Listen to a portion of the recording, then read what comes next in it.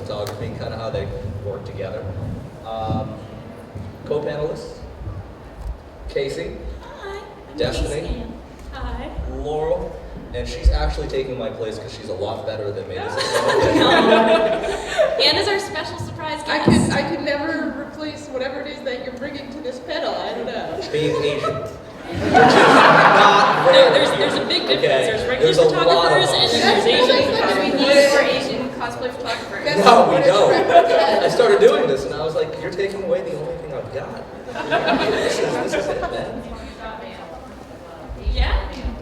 We needed Which a is male like panel. the most We needed a guy's common perspective. type of photographer. I'm almost a guy, Ever. essentially. Almost. Yeah, I think this is one of the most female photographers that you've ever seen in public together at once. That wasn't at a party. Well, it's being recorded for posterity. Every day. I'm feeling pretty alone right now.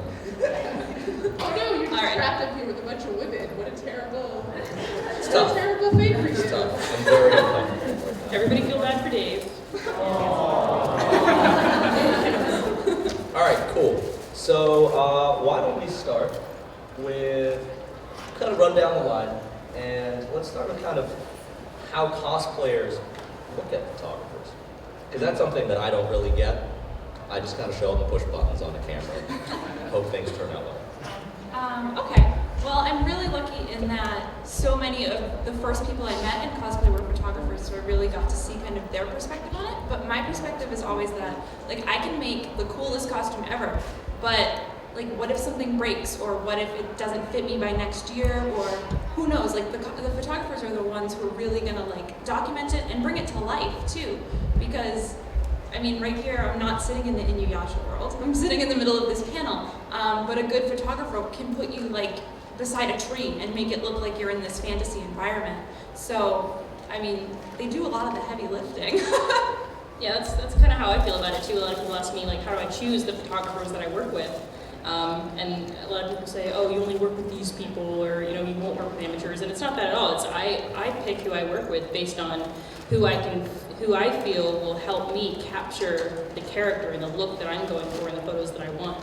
Because like she said, it's like we can do the costume work, but until they work the photo magic, we're just kind of standing there. So they're the ones that really bring that to life and make that. They make the complete picture. Yeah. And it's who approaches you too. I know a lot of photographers are really nervous about like reaching out to cosplayers, or even asking like, oh, can I shoot you in this specific cosplay? Like, we don't mind that at all. I love that. If you have an idea, if you have a plan and you want to approach a cosplayer, like, we're all for it. Like, let me check out your work, let me work with you. Let's do it. Yeah, seriously. And then something I want to add is if you are worried about not getting photos at a convention, we're not just photographers, we're people. We like to I'm a cosplayer and photographer. And when I work with cosplayers, I'm not just working them as a client. They're my friends. So make relationships with your photographers, and like sometimes you don't always have to work with a photographer at a convention. You can work with a photographer outside and get much better photos than here at a convention center. So you don't always have to rely on conventions to get photos of your costume. Make relationships with your photographers and just always know where they're from and be like, hey, do you live here? Awesome, let's get together and do photos and make the magic. Photographers are all over the country. Cosplayers are all over the country. Just make good relationships. And once you build those relationships and you know you can continually get good photos from that person, that you guys work well together. 'Cause it's like, I'm actually from Atlanta, Georgia, and most of my cosplay photos from when I lived there are all by the same photographer. Just because I found that he knew what I wanted and we worked really well together. And that's kind of how it is here now that I live in Boston. I'm like, Dave, I have a new costume. If you want to form a good relationship with me, buy me fried chicken. Yeah, he's way too much. That's all I need. That's all I need in life. Yeah, and I mean, I guess the thing I'd say as a photographer is I've noticed that the cosplayers I've heard from say that sometimes they're intimidated to approach a photographer, but then, you know, they're sad when they don't get photos. Reach out, say hi, tell me you're going to buy me a box of fried chicken, and I promise that you'll probably get some photos in exchange for that. I think really for a lot of us, especially me, conventions get super crazy, and I have a bunch of photos that I end up taking. But then there's like 2.5 months in between, where I'm like, ah, cool. I don't take pictures of anyone, and I sit at home spooning with my dog, and I'm just super sad.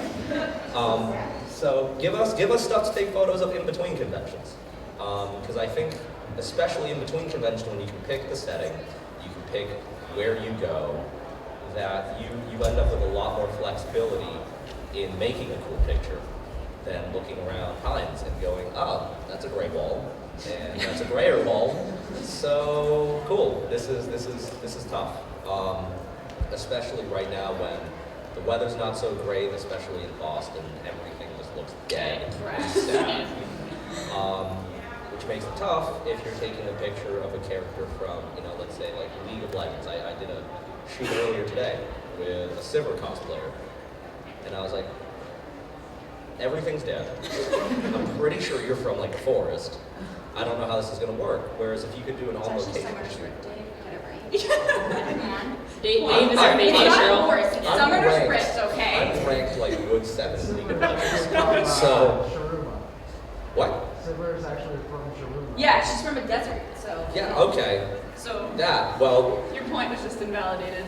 The death greatness I'm going to worked. let Anna talk. I have a fried chicken related question for you. As a photographer, do you accept bribes? Do you let them bribe you? Or are you real strict about that? How do you handle? I mean, like, what do you mean bribe me?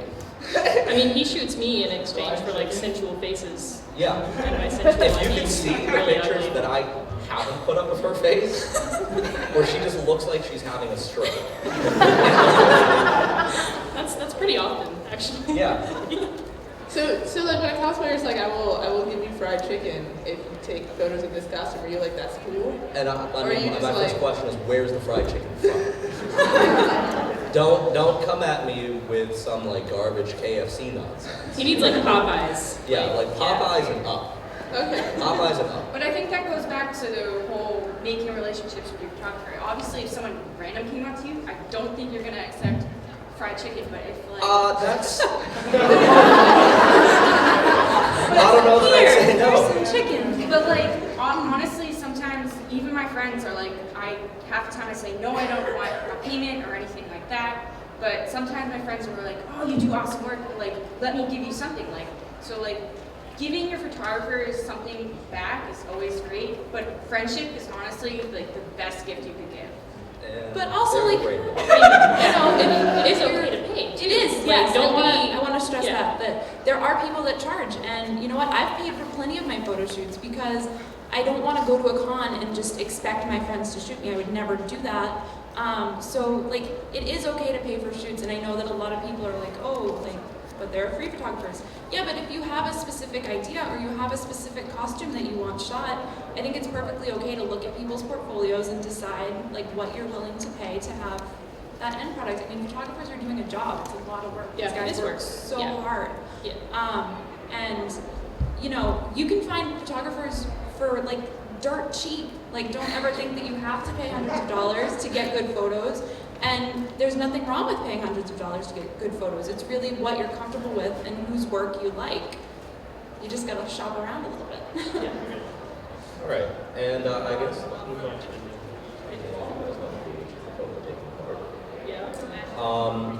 For the photographers out there, I would also say if you have questions about how a photographer took a picture, or how they use the equipment they have, reach out to them and ask that. I love answering questions. As long as it's not, I guess the only question that I don't really get is usually when someone goes, oh, well, what kind of gear do you have? And I go like, well, that's kind of like asking a cosplayer, what sewing machine do you use? Like, having the sewing machine will not make you sew better. Right. A nice sewing machine helps sometimes, depending on your material. But it's what you do with it, yeah. Right. Yeah, and it's the same thing with and- photography equipment. Yeah, because I was gonna say, like, you can take craft film and make it look fantastic. Right. You know, or I you couldn't. know, yeah, well, Well, that's what we're here. But it's also the same. You don't want to just approach a photographer or a cosplayer just with like a random question. Do your Google research first. that's true. Just like cosplay tutorials, there's tons of photography tutorials online as well. don't just think you have to ask. But then if you can't find whatever specific question, then you can ask the cosplayer or photographer. But always do research first on your own. Google is a great resource. And you know what? Like, it only helps you to do that research because if, like, say you're reading a tutorial about how to make armor out of craft foam and there's something you don't understand, like, you already know the basics. So you can come to somebody who you've seen do it and say, I read this tutorial, but I don't understand This one specific this part. tiny little part of it. Can you elaborate on doing that in particular? And you're going to get so much more out of that because you already have the foundation for the answer that I'm going to give you about how to do it, you know? Yeah, specific questions are super helpful. Somebody asked me, like, how did you make that picture? I'd be like, You're like, what part of it? Like, which part of like the 6 hours are you asking about? But if you ask me, like, you know, how did you change the color of the eyes, or how did you, you know, make this section of the photo look the way that it does, I can go, oh, well, here's the steps that I took, here's the layers I used in Photoshop, whatever it may be. For photographers, my other bit of advice is get a drawing tablet. That thing changed my life. Because before that, I was doing all of my editing on my trackpad, and then one day I was like, I can't feel my index finger anymore. So I just forced myself to learn how to use a drawing tablet, and I can only do like super basic touch-up stuff now with the trackpad because it just feels so clunky. Are you saying you have clunky fingers? Or? I'm a clunky person. You know what the cosplay life changer was? Destiny knows. They sell boxes so you can put all of your bobbins in them. Oh my gosh, yes. So that your bobbins don't unravel. Yeah, Yeah, I am the great. messiest person. And I'd always have just like a wad of sewing machine bobbins with like 12 feet of thread like intertwined. And she got me for Christmas 2 bobbin cases, and I was just like, I love you. Just a side note, you know, our gear's not as complicated, but that bobbin box changed my life. What is a bobbin? A bobbin, okay. A bobbin is this tiny little plastic spool, and you wind your thread around it, and it goes underneath the machine, and that's the bottom feed of your needle. It gets pulled up To make the while you're stitch, sewing. like, down. Yeah, because if you look at a piece of fabric, there's going to be stitching on top and then underneath. Underneath comes from the bobbin. I followed you about 4 words in. Let's talk about small gear life changes. As a photographer, carrying safety pins. Yes. Yeah, you yes. should- Yes. Cosplayer or photographer, it's always great to just carry A little emergency little fix-it sewing kit. stuff, Yeah. like bobby pins. I can't tell you how many times I've had a photo shoot and someone's costume breaks and it's like, oh no, we gotta ghetto style it so we can at least hold it on to the person for the shoots. And then later on in Photoshop, who cares how bad it looks in person? And then later in Photoshop, you can Shoot like, out your shoot safety out pin your and your duct safety tape. pins or whatever like that. Another hilarious thing that I do for photographers is I take a pen, right? And then I wrap gaff tape around the pen so it forms a little mini roll of gaff tape. So I always have a pen and then a tiny amount of gaff tape in my camera bag.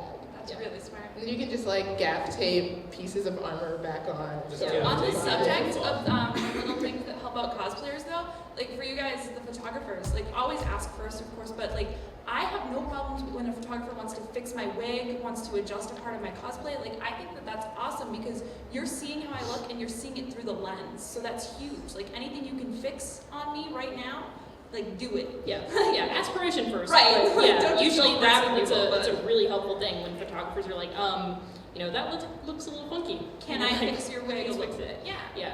I mean, and it's in your best interest as a photographer because something that might take, you know, 30 seconds to adjust in person. Might take could 3 end up- hours in Photoshop. Yeah, it Yeah. could just be really, really tedious work in front of a computer later, and you will regret having not moved her wig. We recently did some photos. I have a giant Queen of Hearts costume by Sakizo, and Isn't that she, yeah, oh yeah, that.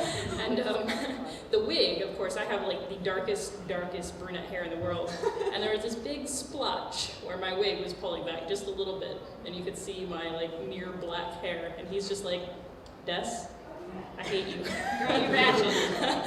I'm sorry. She just likes making me unhappy. Yeah. Okay, so I have a question. Does anybody in here have questions? Yeah. Yes? All right. I guess that's what this thing is Up, for. up, Yeah. up. We have a wireless microphone. Nice. We Okay. have a wireless microphone, so why don't we do that? Pass Yeah. around the potato game. Yeah. Okay. So I run a program for young adults. It's called Photo Voice, Nice.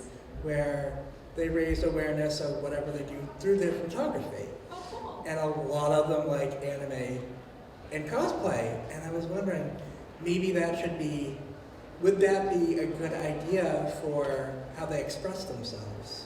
Oh, definitely. Oh my gosh, like cosplay, when I found it, it really became like my creative outlet. Like I used to make little things and do stuff, but like if you already have this love of these characters and these different series and things, then cosplay is just a really cool way to express it, and it fills up a lot of time, but it's like you feel so accomplished. But you can buy your costumes. And you can Yeah, that's true. Yeah. And Which I've is met horrifying. so many of my friends. Like I never would have met this whole awesome panel of people if it wasn't for cosplay. So there's that to be said for it too. Yeah, I think probably 90% of my friends are people that I have met through cosplay, just traveling all over the country, you know, meeting people. And it's something as simple as walking down the hallway and somebody going, oh my god, Inuyasha, I love Inuyasha. And you already have something in common with that person. So you have this like great start to a friendship already. And Awesome. cosplay is almost like a therapeutic outlet for me because I'm extremely shy.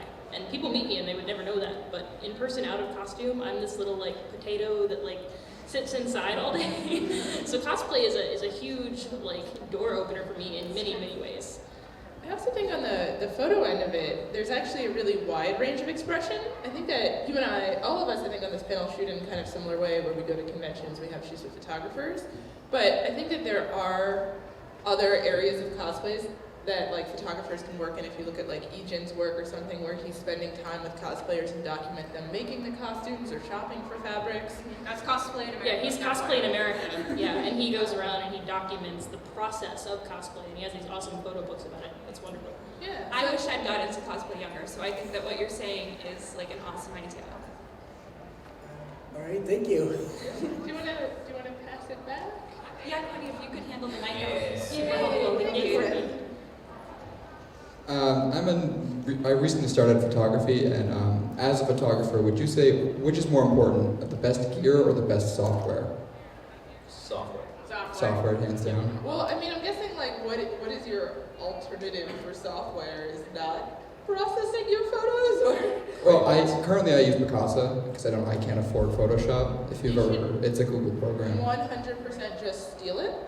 Or So We don't advocate stealing. We Just- don't advocate stealing.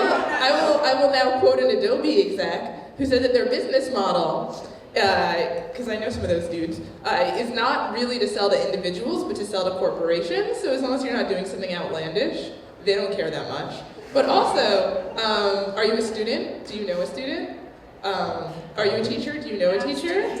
You can get a student discount, and you can buy other people's license. So maybe you don't get CS6, but like I have a copy of CS5 or something. It's perfectly good. And you can buy someone else's license after they upgrade. So you can just like buy a license off someone for like $30, $40. Since they're no longer using that license, they can relicense that software to you. It's totally legal.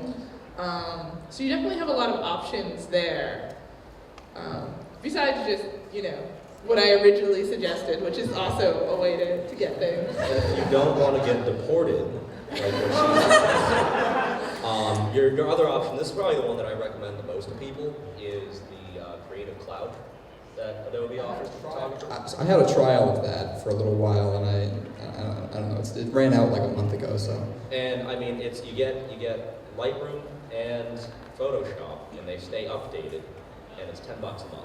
And if you do the math out and you buy just CS6 Photoshop and Lightroom as standalone software, it would take you the better part of a decade to make buying the standalone software worth it.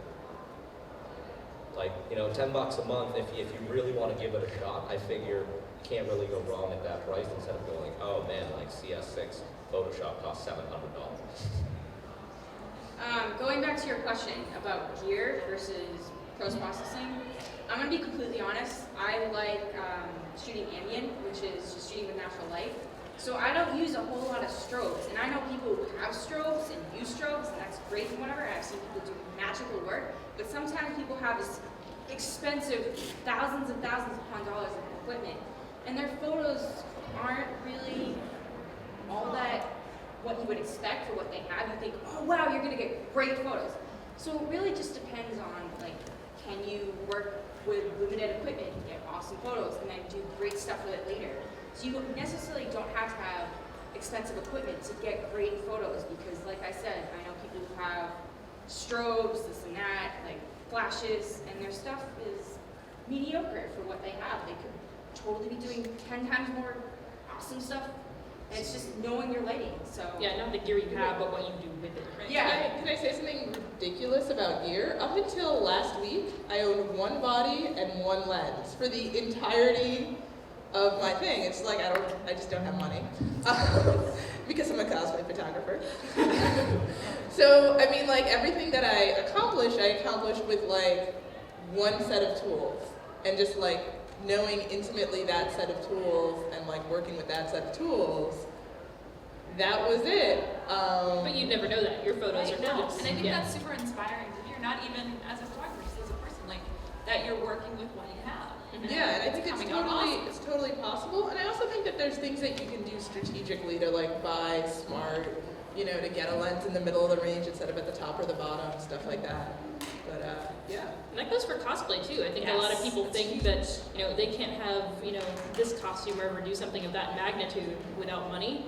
And most of my costumes I make on the teensiest budget. And I'm like the extreme couponer of, Yes. of the Coupons cosplay are your world. best friend. Yeah, I have like the apps, the email coupons for like 3 different emails. I get the mail ones and everything. They hate me when I'm checking out. Like- But yeah, you can do a lot on a small budget. And what I always like to tell people is like there are so many good tutorials out there and you can find them, but you don't always have to follow a tutorial exactly. Like if you can think of a material that fits your budget better or a different way to do things slightly and you're just using a tutorial as an idea, that's great. Like you just have to figure out the way to make it that works best for you, and sometimes it works best for your budget. Yeah. Thank you. Hope we answered your question. Yep, there's one back there. Oh. Okay. We'll get you on. I'll Get see you. your I see hands. you. Yeah, and I see you. I got you. This is for the cosplayers specifically. Do you have any tips or advice for people who want to take cosplay photos and maybe don't have access to a lot of post-processing? So should you get really good at makeup, or should you, I don't know, if there's anything you can do with your costume or how you stand that would make the photo look better? Yeah, for sure. Yes. No, there's so many things you can do. Makeup is definitely a huge, so you have that one there, and that's another thing you can find so many tutorials. But the way you stand is like it makes all of the difference. Yeah, if you have a specific kind of idea in mind, like take your character, think about what kind of environment they would be in from that show. That's kind of what I do, is trying to visualize, you know, how that character would act and stand if I was that person. And then I go to Google Images and I look up posing ideas and I practice them in the mirror over and over. And you can kind of see, you know, okay, well, if I turn my chin, you know, slightly this way, I look like I've lost 10 pounds. Things like that, and that's really how you do that. I kind of have a weird background. I used to do some modeling when I was a teenager, and they teach you so many things about how to stand, how to carry yourself. And somebody said to me, they were like, I notice you do a lot of the same poses when people come and ask for photos at your booth. And I say, yeah, because it's a pose that's universally flattering for almost any body. And it's kind of, you know, generic hand on hip, head slightly angled, you know. But yeah, definitely just research poses and things like that. Practice in front of the mirror. Like she said, makeup. Practice with your selfies too. Like everybody, for the most part, has a camera that you can use for selfies. So if you want to know what your face looks like in a photo from different angles, just start snapping pictures. Like you might feel a little silly, and then you'll have hundreds of your face in your camera, but you'll see how your face looks in those 100 photos, and you'll have a better idea of how you are going to make it look for the professional photos. And never be afraid to ask your photographer, does this pose look okay? Because half the time, the photographers they're just snapping photos. They're just like, they're not gonna look at you and go, you look really stupid. And unless So, I will say that to yeah, some Dave of my will. friends. Dave will tell me when I look a stupid. huge but- bit of advice too about that is if you ever feel awkward in a pose, You probably look awkward. Yeah. No, it is. Yeah, if something feels really unnatural, it most likely looks it. So, you know, work with your mouth. Yeah. If it feels right, go for it. I mean, I would say from the photographer's perspective on that, though, there's definitely things the photographer can also do to help you with that. Like shooting in good lighting. This is Yes. not good lighting. This is Do not shoot in this kind of lighting. Always here have been not so great lighting. I've learned things like usually you don't want to take a photo of somebody head-on facing you. You want to angle them a little bit. Please definitely don't take a photo directly underneath someone's Yes, chin oh gosh. unless you Yes. want them to actually look like a potato.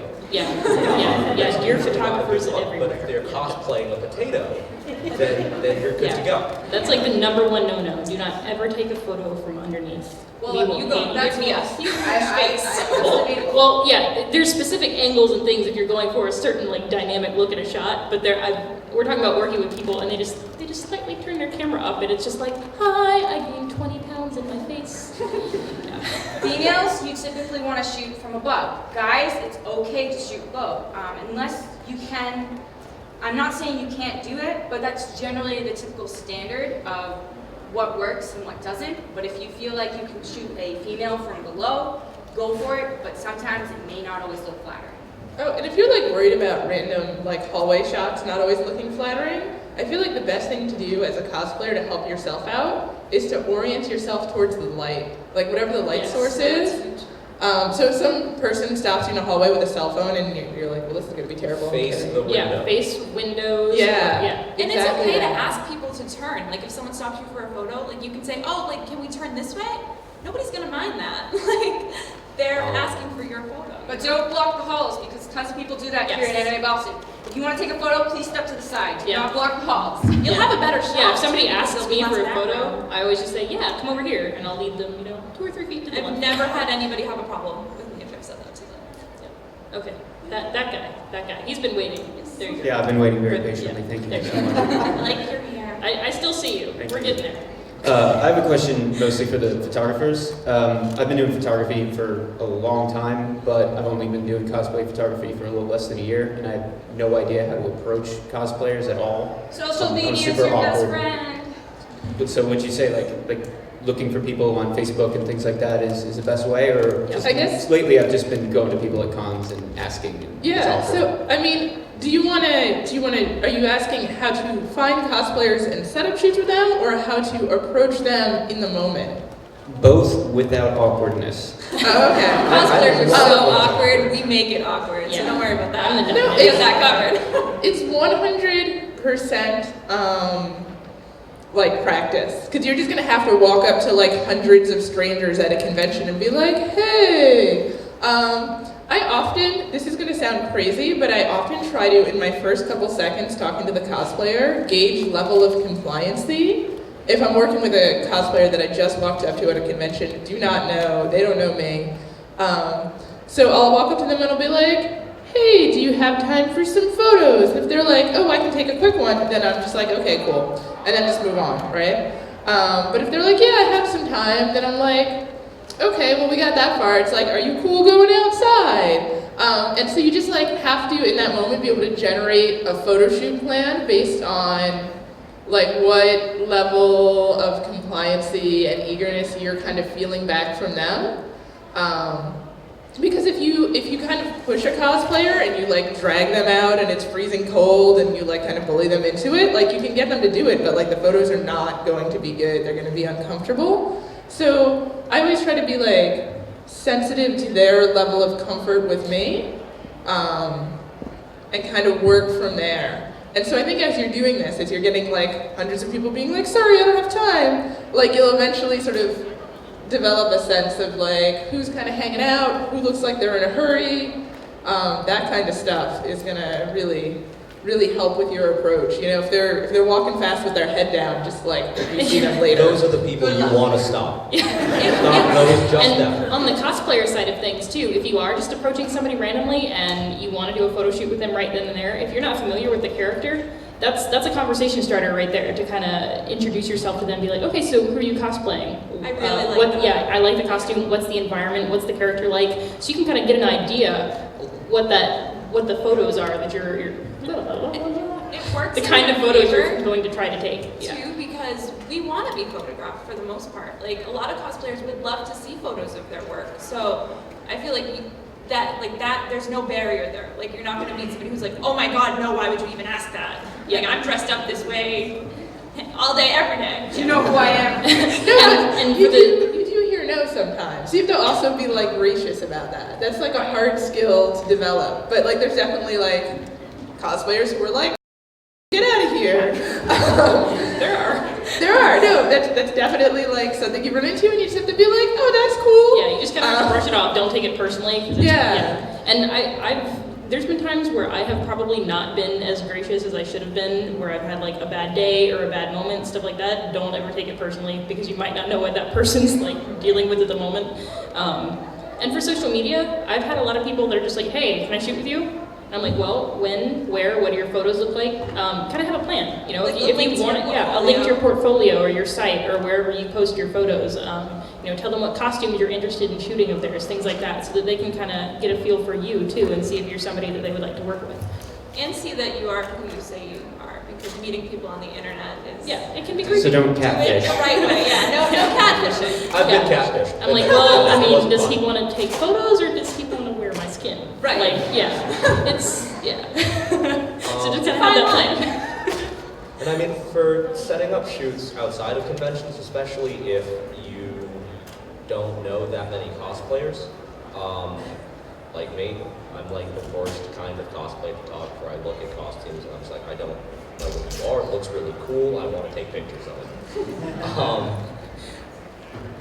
I would say join groups on Facebook. There's tons of groups out there with thousands of people, and especially if you're saying, you know, I'm trying to build up some portfolio stuff, or I just want to shoot for fun, you know, who's in my area, you put up a post like that, people are usually, someone died. You okay, sir? Sir? People are usually, they're really receptive to that kind of stuff, because a lot of cosplayers do also want to do shoots in between conventions, and they don't know enough photographers to shoot them. Yeah, if you're going to a specific convention, or say going out of state for a convention, look for groups related to that convention, join them, post in there, say, hey, I'm coming from this area, this is my work. If anybody would like to shoot at the con, hit me up. Yeah. Awesome, thank you guys. Yeah. All right, now that dude right there with the beanie. There you go. He's been waiting. Yeah. And then we gotta get Anna. Poor Anna in the back. Yes. You. Yeah. I have the mic now, I have the power. No, just a quick question. So a lot of the stuff that I've heard about the photography that's happening during the event, there's a lot of randomness to it. And while I'd like to break in and do some photography, it would be great if it could be like organized or structured. Have you experienced any success with that, or do like cosplayers sometimes flake out and then it's like, oh geez, I've got like a 15-minute spot set up and nobody's here, or that way you can have all your gear set up in a space? So what I've noticed is, it goes back to your question about the doing shoots like right then and there. Half the time I've noticed, if I try to like say, oh, if I text my friend like, hey, do you want to do photos in a little bit? Half the time when I'm ready, they're not, or when I'm ready, or when, yeah, you get the point. Vice versa. Yes, vice versa, thank you. It doesn't work out, so I like to do my shoots actually on time, like set up a time, like sure there's some cosplayers who really don't like that, but then I find when I say, okay, maybe we can try to meet up at the convention, it doesn't work out half the time. So that's why I always like try to plan my shoots. And that goes back to the social media. On Facebook, if I don't know the cosplayer, I can message their page and be like, hey, I do photos, let's get together, this is my work, if you're interested, let's set up a time. And then you get your number, you get their number, you exchange numbers. You don't actually have to set up a location if you want. And then you can say, you text them at the convention, be like, hey, I'm here, where do you want to meet? So yeah, I think it's possible to do the whole scheduling thing. I highly recommend it. I like being on time. I try to be organized, so usually having like a really vague idea of what's supposed to happen in the photo shoot kind of stresses me out. Yeah. Because then I'm like, I don't know where I'm supposed to be at a certain time at a certain place, and I don't know who I'm looking for. And I think two things I've found that help mitigate that. One is money. Like if someone's paying you for a photo shoot, they've got something invested. And so it's much less likely that they're gonna be like, yeah, I'm just totally not gonna show up because I gave this random person money already. The other thing is, and I guess this happens with larger groups, kind of like when a bunch of League of Legends cosplayers all get together for a shoot. Stuff like that is you might set up an event page on Facebook. And then you can very clearly lay out, like, this is where we're gonna meet at a specific time.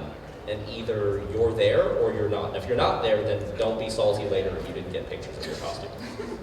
Oh man, so I'm gonna be like the standout here in that I find for me, I like to schedule part of my convention, and because I feel like if I schedule too tightly and then one person is late, then it like has this domino effect where then like you're either like Late running early, to catch yeah. up or late throughout the day. So for me, what I found like my strategy is to usually schedule like every other time slot, but then try to leave, and this is like usually doesn't work out because then like more people ask or whatever, but I try to, so if I'm scheduling shoots for like an hour, then I'll like have 1 hour on, 1 hour off, 1 hour on, 1 hour off. And I feel like that's really helpful for me because I often feel during a convention where I am like scheduled really tightly, I'm seeing costumes or people that I'm interested in shooting, but then you don't have time because you're on a schedule. Yeah. So I think for me, it's been very important to at least schedule a few breaks in the day where I can sort of wander around and like meet new cosplayers,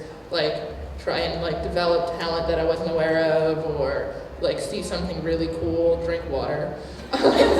Eat. Yeah, do those things. But also for scheduling, sometimes, like if you're doing a setup, which occasionally I'll do, not very often, but maybe like once a year, once every 2 years, is I will be like, I'm gonna be in this place at this time for 2 hours. And I will try to schedule people, let's say, if it's like a set and they're just stepping in and stepping out, maybe 15 minutes each like cosplayer. If they're just standing on a background, it's probably enough time, or maybe half an hour each one. But then if like one is late or doesn't show up, you can just shoot the one who was there before for like an extra 15 minutes. And if they make it to you in those 2 hours, great. If they don't show up, whatever, like other people showed up. Can I end this with a mic drop? Is that no? Okay, no. That's between you and him.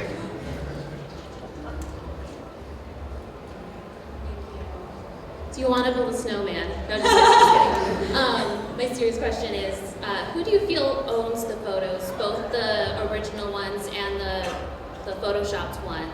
The cosplayers photographer. versus The photographer. Yeah. Yeah. At all times, the photographer ultimately owns all rights to the photos. Unless you've worked out an agreement where you're buying the rights to the photo, which some photographers will do, but then again, that's between you and the photographer, and ownership is theirs until money's been exchanged and papers have been signed. And that also depends, like what type of rights you're Right. buying. And that needs to be worked out with you and the photographer via a contract. Always get a contract. Because there are so many times where I see fights online with people who were screwed over, whether it was the cosplayer or the photographer, because He said, she said. yeah, he said, she said. Yeah, always get a contract, because if you're paying for photos and you're just paying for that photographer's time and shoot, and they don't know that you're expecting to be able to say sell prints of that photo, that all needs to be worked out beforehand, all the time. Yeah, so actually in the US it's very simple. Copyright occurs at the moment that I click the shutter. I own all rights to that image of you in perpetuity for every use except for advertising a product. Other than that, I can sell your photo, I can put it on a billboard. It's not right, but I'm not suggesting this as like a method of behavior or like it's totally not. ethical set of Most interactions. photographers won't do that, but technically But they could. but you do have, like, photographers have absolute legal protections.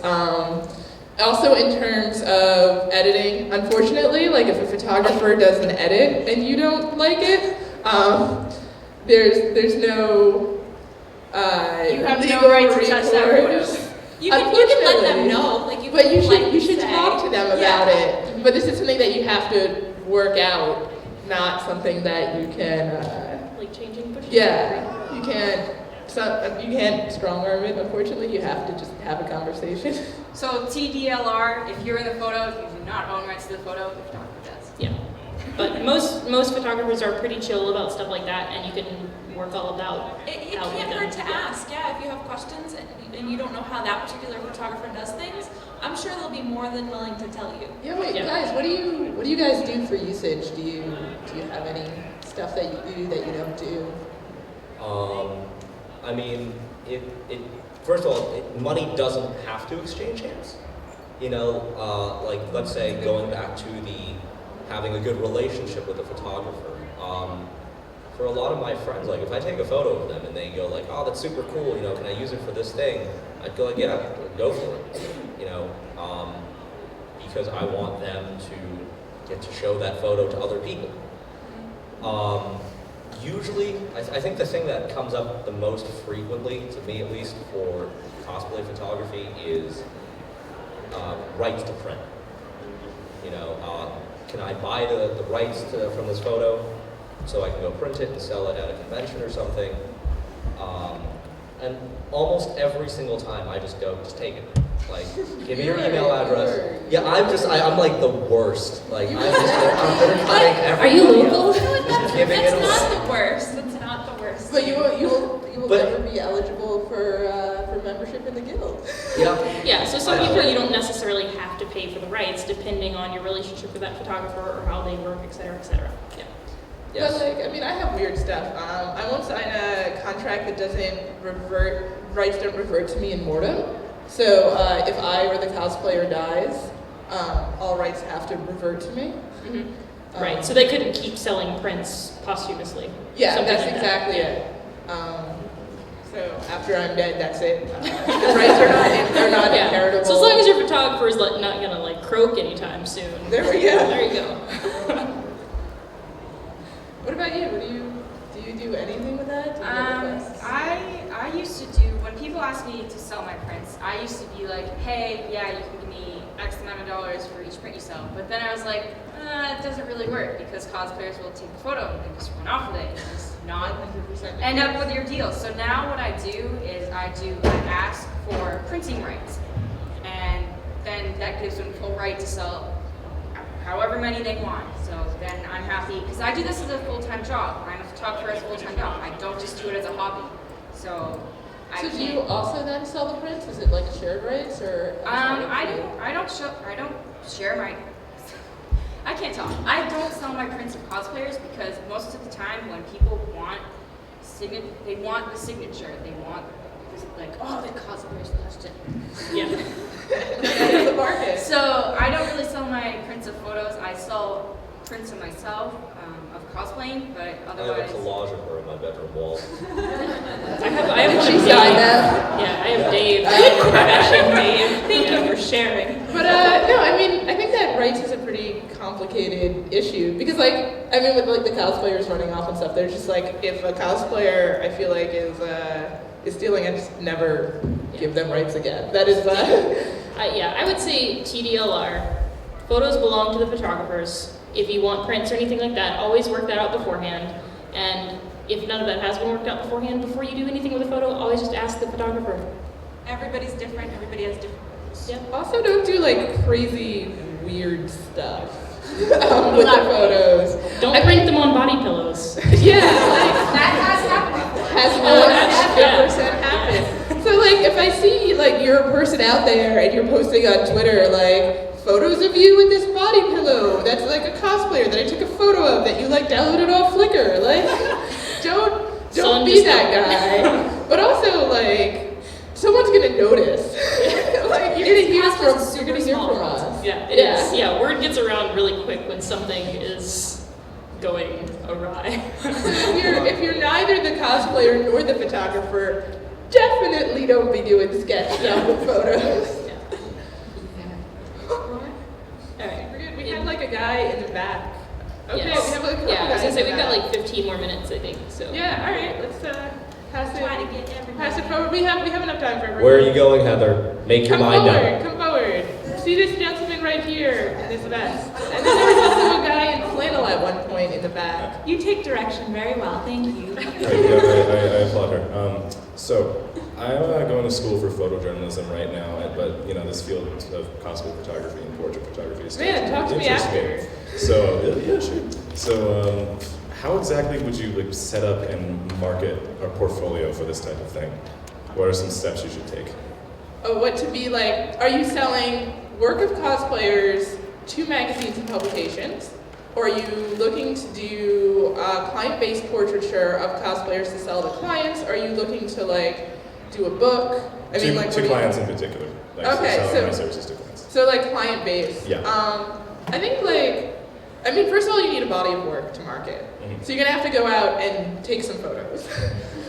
That might seem self-explanatory, but it would be difficult to market yourself to cosplayers with a photojournalism portfolio. Like, I don't know that they would like necessarily look at your work and feel like that's what they want for their photo of them being Naruto. They're not gonna be like, oh, this Bosnian conflict really speaks to my understanding of like free sexy swimming animes. Right? Like, so you're gonna have like a related body of work. So you're definitely gonna have to work free for a while, maybe forever if you're me, but not if you're Laurel. But then once you have that, I think that you can just start posting in like event-related spaces. So, pick out what conventions that you think are reasonable to go to. I would go to larger ones because it's a larger market. And then I'm absolutely certain that there is an Anime Boston Facebook group, that there is an Anime Boston forum, that there's probably an Anime Boston, I don't know, any other space that they can put themselves on social media. And that's probably where your first customers are gonna come from, just because you're not that established. But then once you start to get more established, I think you get like a lot of referrals and like repeat people seeking you out. Yeah, word of mouth is a huge thing in the cosplay community. We all talk, we all see each other's photos. Yeah, kind of everybody kind of knows everybody. Yeah. So basically, when you shoot someone, they're gonna share it on social media, and then that's how your name is gonna go around. And I'm not saying you're gonna start with someone like Yaya Han or like Jessica Negri. You have to start little to build your portfolio. Then once people like someone like Destiny sees your work, your work is great, and then basically it's just a reputation, building a good reputation. Like if your work is meh, then you're probably not going to get around all that much. So it's just building the ladder, building the chain, working your way up there. Don't start big, start small, and then work your way up.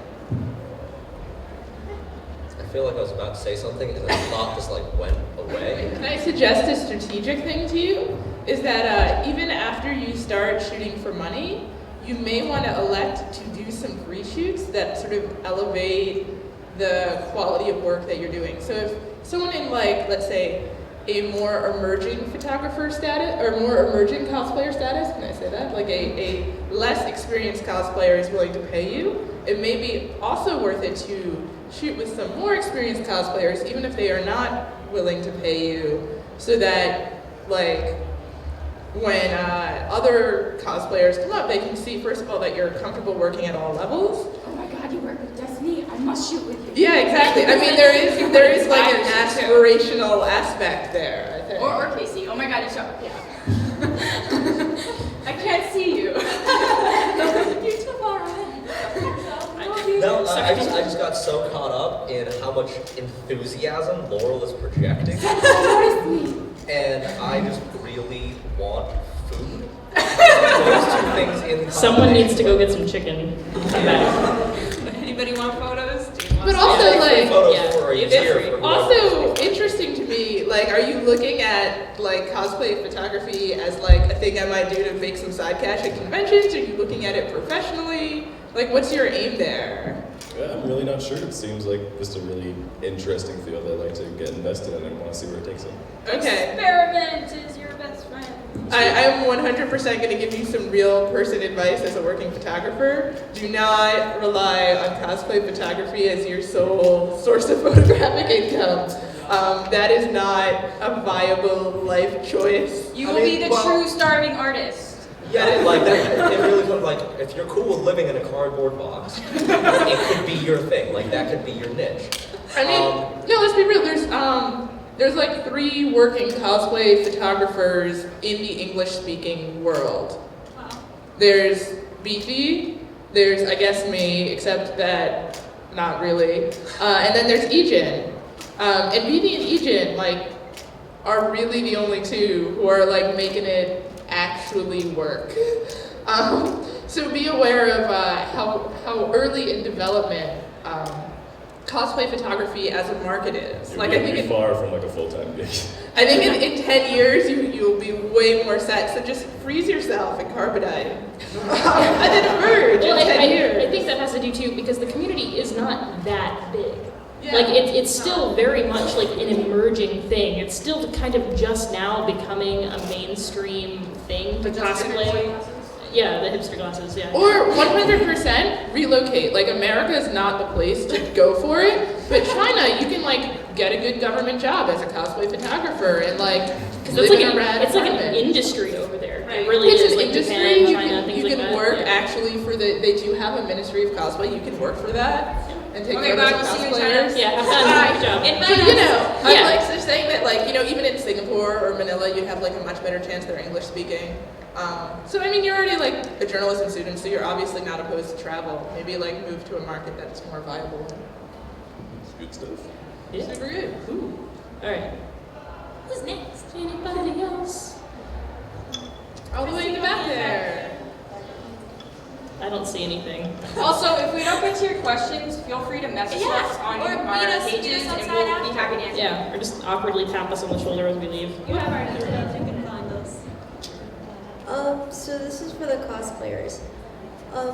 I switch between using a handheld sewing machine and hand stitching, but I don't know which would be better since it's basically kind of the same thing.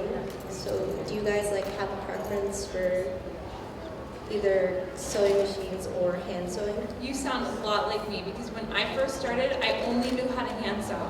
And I ended up getting a machine and I took a class so I could learn how to use it, and I've never looked back. Like I'm at the point where I used to only hand sew and now I love machine sewing because you know exactly what you're gonna get every time.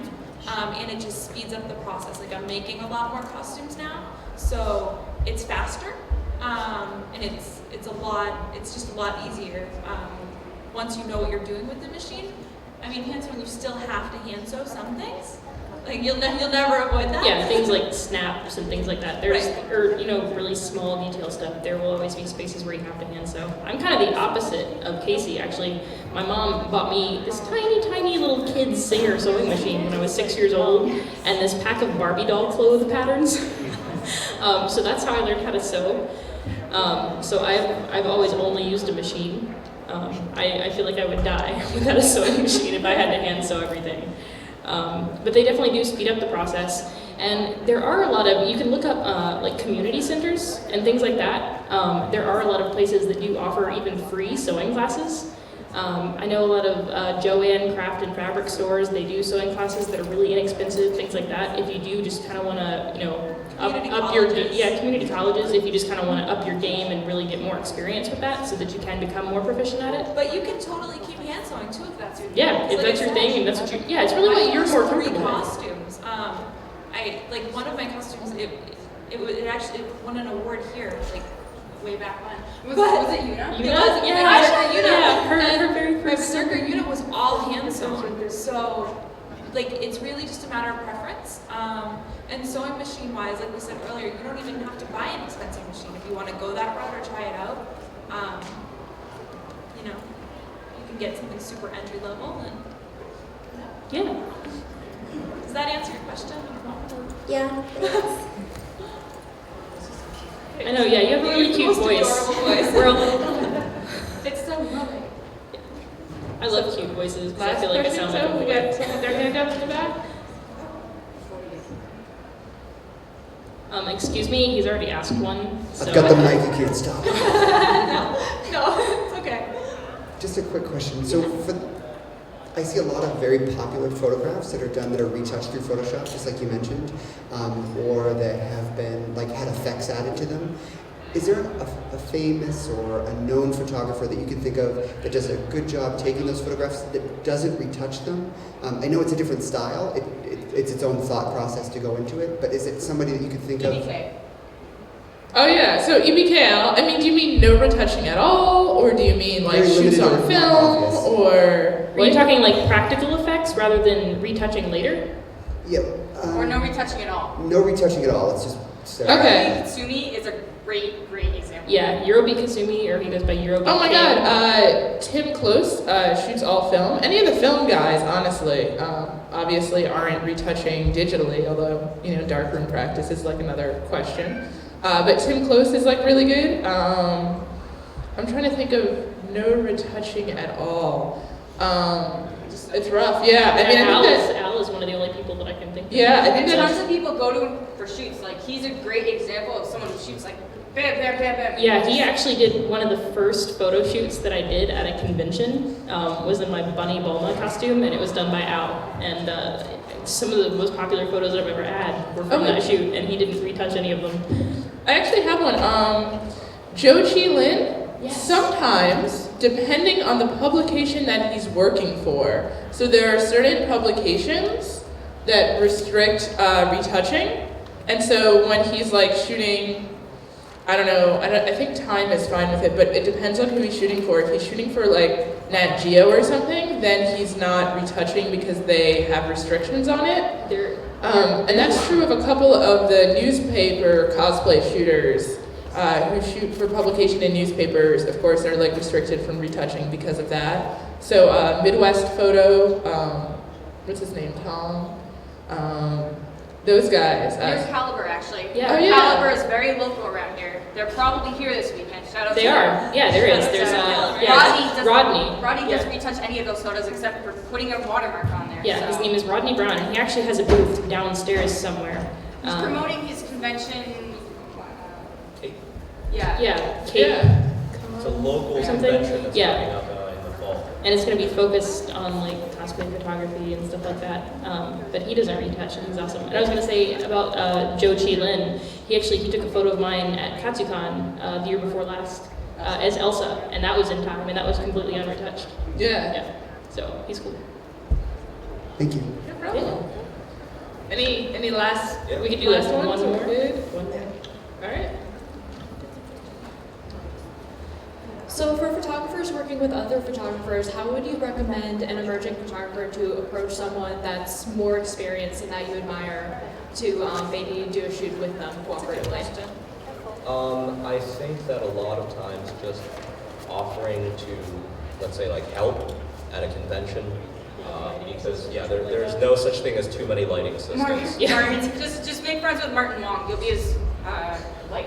I think it really depends on the photographer. There's some photographers who are very open to cooperative shooting and some that are not. And a good way to gauge this is to see if they're interacting with other like photographers. Like if you see like a shoot that's like clearly me and like Kay, we're shooting the same cosplay in the same space, that might tell you that we're pretty approachable. There are some photographers who are a little who like to kind of have their own space. There's some that are very open to co-op. But yeah, I mean, offers of assistance or just asking if you can maybe like attend a shoot, and like even if you're not shooting, just to observe their practice. Yeah, it could be really cool. And I think it also depends on how long you take shooting your photos, because if you take like half the time that you scheduled, the photographer's probably not going to work with you because they want photos for themselves. So if you're like, hey, can I get a few photos? They're probably going to be like, sure. And then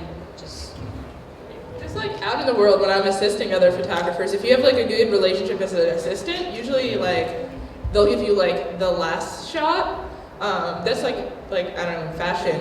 But that can be like a thing sometimes here. I mean, it depends on what your chemistry with like the photographer that you're working with is, but I think that it's certainly not impossible. Now I want to like follow around a bunch of photographers for a day and do like a ride along and just like make notes. I think one good thing overall to take away from this panel is definitely don't be afraid to approach people and ask questions.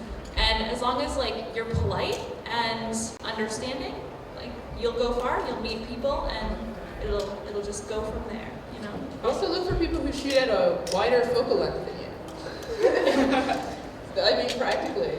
There we go. So you get, what is this, a 16? 24? It's 20.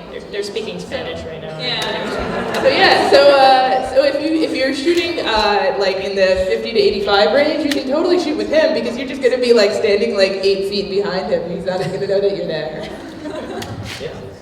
Cool. Thank you guys. Yeah, thank you guys. If anybody wants to like ask anything else, Well, a song about never saying never and never being told what you can or cannot do. This is one of us.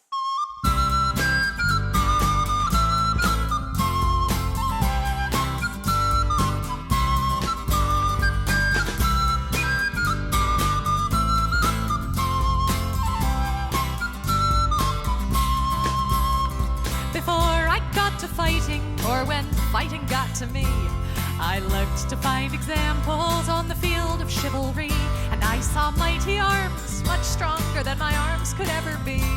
So I thought perhaps that field was not for me.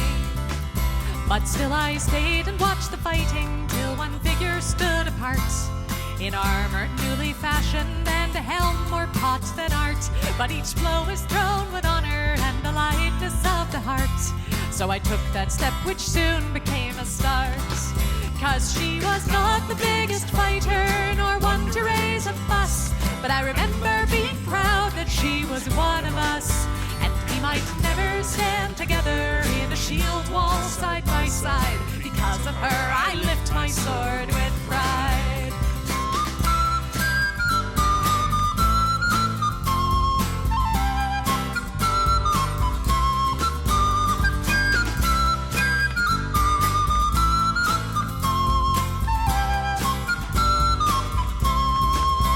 She was ladylike and lively, not the type you would expect, with a braver heart than many and a slot shot to respect. And I guess she'd once decided this was where she'd like to be, and I thought if she could do it, why not?